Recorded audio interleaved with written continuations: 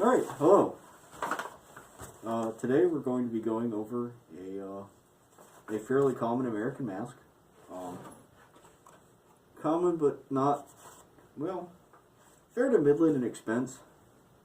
They've gone up a lot since I started collecting, and I've got a bunch of them that I got for fairly cheap. Anyway, I'll get to it.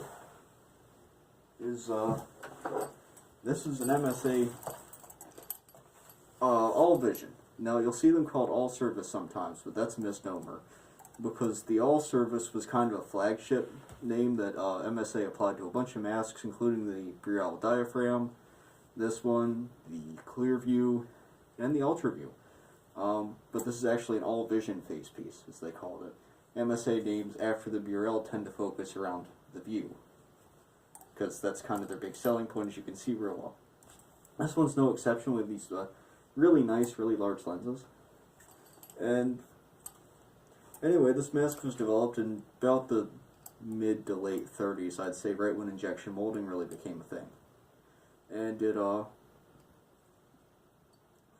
saw a lot of use. It saw a lot of industrial use for a lot of years. A lot of variants of this.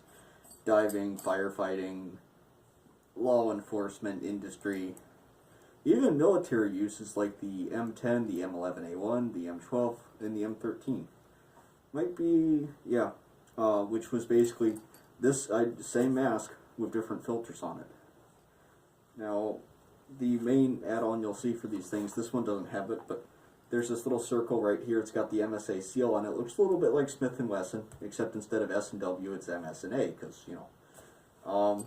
And this is where the clear tone voice membrane would go. And you'll see that in a variety of methods. I believe there's like 3 or 4 different types of those. But this is just a base model. Picked this up off of eBay, and the real reason I got it is because whoever bought it used parts from a Davis kit to retrofit it. And you can tell because this knurling on this end here is identical to the ones that Davis used when they did use it, which is fairly rarely, except for the bigger back-mounted tanks like the MO. You really don't see threaded Davis masks until like right near the end, where they started making all-purpose masks. And of course, this little band that they used is orange. So it was interesting, and I snagged it. I don't think I've covered a All-Vision before, so there's a couple other details. It's got a 5-point head harness system that's very, very similar to that used on the Burrell series, except the Burrells were 6-point.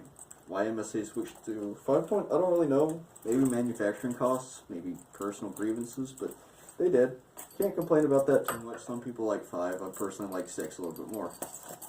And sorry if it's a little bit hard to see, but you have integrated Dazot tubes, so they're not wonky and they don't stick out as much as they do on the Burrell.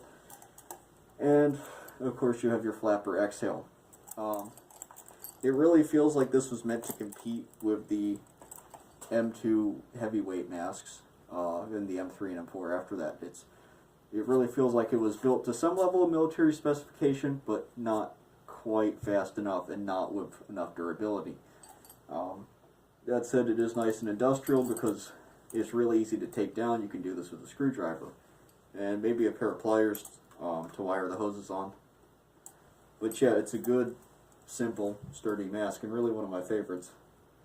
Interestingly, the lenses are actually slightly curved. I didn't notice this until I took this one apart, but there's a slight curvature at the end here. Because I used to think these were flat, actually. So yeah, anyway, pretty nice, simple mask. Not a lot to say. I like these. I have a bunch of these. The only other component that I really have to mention is this nice, like I said, all-service filter, which these were pretty common. This is a windocator one, which means that there's actually chemicals in here that when the filter reaches the end of its life, you know, its commercially viable life, where MSA wants, you know, within MSA's protection as a company, this changes color. So, yeah, let me see. It's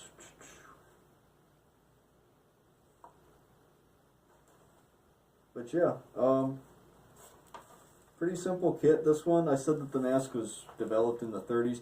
This kit probably dates from the 60s, I'd say conservatively. Or maybe, yes, it may be 60s, 70s, probably near the end of it. It's hard to tell. Sometimes the filters will have dates on them. And they should have dates. Let's see.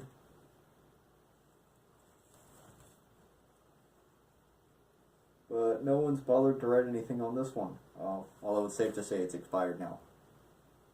Even though the top's open. No, wait, no. Top's closed. Bottom's closed. This might still be good. I don't know. Yeah, might try it next week. I don't know. Never breathed through one of these.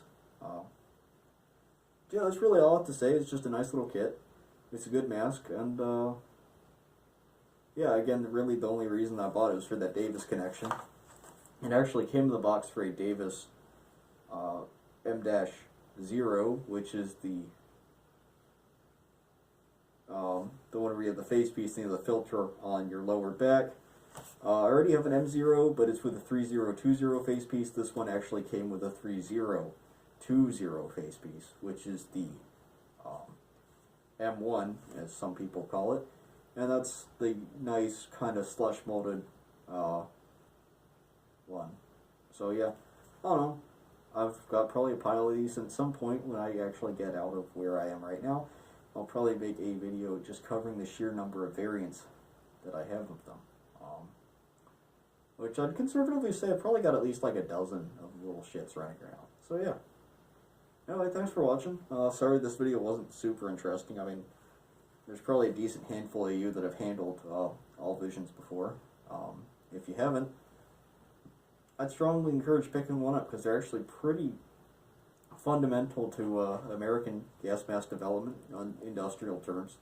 It's one of the first face pieces where like you can really strip it down and clean it real easy. And I'd conservatively say it's inspired a bunch of face pieces, including some of Scott's stuff. And definitely some of the face pieces made by Acme, because really it feels like the full vision, which is your standard number 4, number 6, and number 8 Acmes. It really feels like they pulled from this, just changed the lens design, and maybe basically reversed the Tizot tube. Because on this one you have the plate, and the plate allows air up either, or connects to either side, and you have an exhale in the front. The Acme's really weird, but the Tizot system goes straight up the middle, and then the exhaled air comes out the bottom, but you still have some weird Y-shaped structures in both of those, so I think it's just changes in complexity. So yeah, anyway, thanks for watching, and yeah, cool. Have a good week, or whatever.